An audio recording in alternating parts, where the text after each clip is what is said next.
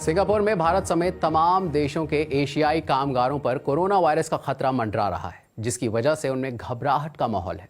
आज cover story में इसी पर करेंगे बात।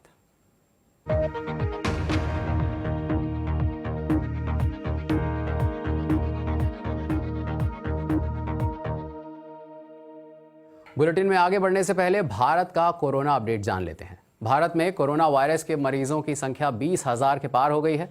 अब तक 652 लोगों की मौत भी हो चुकी है। आज ही केंद्रीय कैबिनेट ने महामारी कानून में बदलाव किया है, जिसके तहत किसी स्वास्थ्य कर्मी के साथ दुर्व्यवहार होने पर दोषी को सजा के साथ साथ 5 लाख तक जुर्माना भी लगाया जा सकता है। दुनिया में अब तक 25 लाख से ज्यादा लोग कोरोना वायरस से संक्रमित हो चुके हैं और 1,77,000 से ज्यादा की मौत हो चुकी है। दुनिया भर के देश अपने अपने हिसाब से इस महामारी से निपट रहे हैं। जैसे अमेरिकी राष्ट्रपति डोनाल्ड ट्रंप ने कहा है कि वो कुछ वक्त तक दूसरे मुल्कों से लोगों को नहीं आने देंगे। ट्विटर पर इस ऐलान के एक दिन बाद उन्होंने कहा कि इन उपायों से अमेरिकी नौकरियां बचेंगी। This pause will be in effect for 60 days, after which the need for any extension or modification will be evaluated by myself and a group of people based on economic conditions at the time. This order will only apply to individuals seeking a permanent residency. In other words, those receiving green cards, big factor, will not apply to those entering on a temporary basis. As we move forward, we'll examine what additional immigration-related measures should be put in place. हालांकि सोमवार रात को Trump के सभी आप्रवासियों पर रोक लगाने के फैसले की जब कुछ बिजनेस लीडर्स ने आलोचना की, तो ट्रंप ने अपनी मूल योजना बदल दी। अब आप्रवासियों पर 60 दिनों की ये रोक विशेष वीजा पर आने वाले खेत के मजदूरों और हाईटेक कर्मचारियों जैसे अस्थायी कर्मचारियों पर लागू नहीं होगी। वॉशिंगटन पोस्ट के पॉलिटिकल रिपोर्टर डेविड वीगल इस बारे में कुछ ये कहते हैं। This is a very splashy announcement. ये अजीब ऐलान है, क्योंकि अगर उनका मकसद लेबर मार्केट को दबाना और ज्यादा अमरीकियों को ये नौकरियां देना है, तो गेस्ट वर्कर्स को आने देने का कोई मतलब नहीं है। लेकिन असल में वो लोगों को आप्रवासन के लिए अप्लाई करने से भी रोक रहे हैं। ये नीति कभी कारगर नहीं रही है। लोग आप्रवासन को लेकर चिंतित हैं। ये आर्थिक चिंताएं हैं। इनका समाधान ऐसे नहीं होगा कि गेस्ट वर्कर्स को काम करते रहने दिया जाए, लेकिन उन गेस्ट वर्कर्स को आप्रवासन के लिए आवेदन करने से रोक दिया जाए। और वहीं सिंगापुर प्रवासी मजदूरों में तेजी से संक्रमण फैलने के कारण कोरोना वायरस के खिलाफ जंग में कमजोर पड़ता दिख रहा है। वहां लॉकडाउन को 1 महीने के लिए बढ़ा दिया गया है, मगर अब सवाल किए जा रहे हैं कि मजदूरों को वायरस से बचाने के लिए कदम क्यों नहीं उठाए गए। सिंगापुर के वायरस प्रभावित इस इलाके में 3 लाख से ज्यादा लोग ऐसी इमारतों में रह रहे हैं। ये कम मजदूरी पाने वाले वे प्रवासी श्रमिक हैं जो दक्षिण एशियाई देशों से यहाँ आए हैं। शहर के कोरोना संक्रमित लोगों में 80% यही मजदूर हैं। शहर की ये भव्य इमारतें इन्हीं मजदूरों ने बनाई हैं। वायरस से लड़ने के मामले में एक समय सिंगापुर की मिसाल दी जा रही थी, मगर अब मजदूरों में संक्रमण फैलने के कारण सब बदल गया है।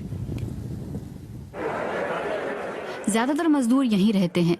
यहाँ की ज्यादातर इमारतों को सील कर दिया गया है ताकि वायरस और ना फैल सके। ये क्वार्टर खचाखच भरे हुए हैं और कई बार तो एक कमरे में 20 लोगों को रखा जाता है। मैंने उनमें से एक से बात की। उन्होंने बताया कि हफ्ता भर पहले उनका रूममेट कोरोना पॉजिटिव पाया गया था।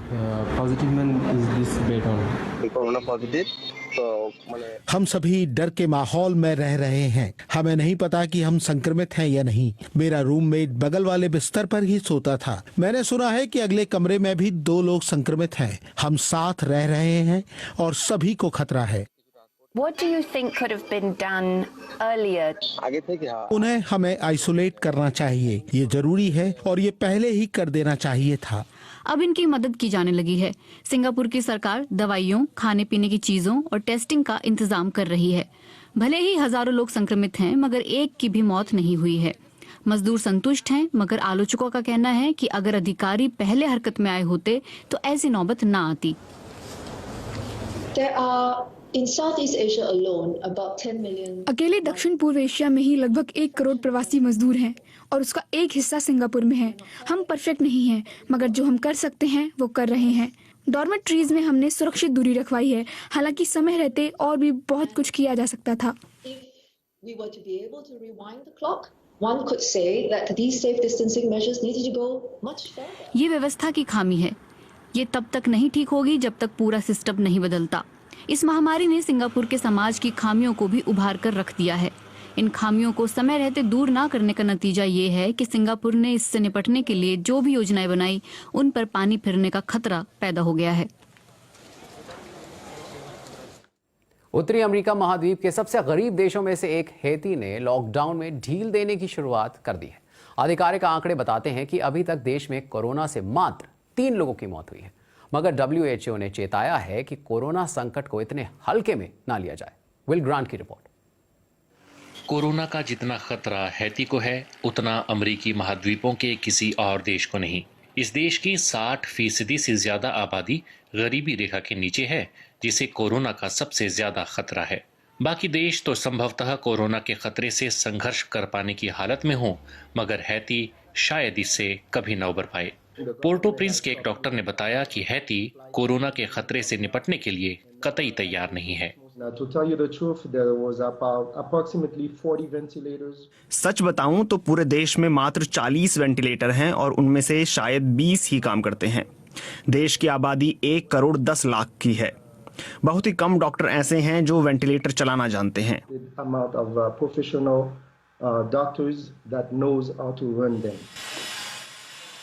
वेंटिलेटर और आईसीयू बेड कम है, इसलिए लोगों की जान बचाने का एक ही रास्ता है कि संक्रमण को फैलने से रोका जाए। मूलभूत सुविधाएं मुहैया करवाने वाले संगठन जरूरतमंद बस्तियों में हाथ धोने के लिए पानी के कंटेनर बांटने जैसे काम में जुटे हैं। पोर्टो प्रिंस के पास पहाड़ी गांव फर्सी में रहने वाले परिवारों के लिए जमीन से होने वाली थोड़ी बहुत कमाई ही जीवन यापन का जरिया है। यहाँ साफ पानी एक बेशकीमती चीज है।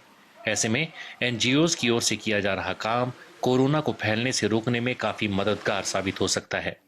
लेकिन जब भीड़ से दूर रहने की बात आती है तो लोगों के सामने गंभीर प्रश्न खड़ा हो जाता है। जियान रेमंड एक मोटरबाइक टैक्सी चलाते हैं और कहते हैं कि परिवार पालना है तो घर पर नहीं रह सकते। वो कहते हैं कि बाहर नहीं जाएंगे तो खाएंगे कैसे। सरकार गरीब लोगों को खाने के पैकेट बांट रही है, लेकिन लोग इस बात से नाराज हैं कि उन्हें इसके लिए भीड़ से जूझना पड़ रहा है। जिस तरीके से वो खाना बांट रहे हैं वो शर्मिंदगी भरा है। सरकार को ढंग से इंतजाम करने चाहिए। मैं सफाई व्यवस्था को लेकर भी काफी चिंतित हूँ।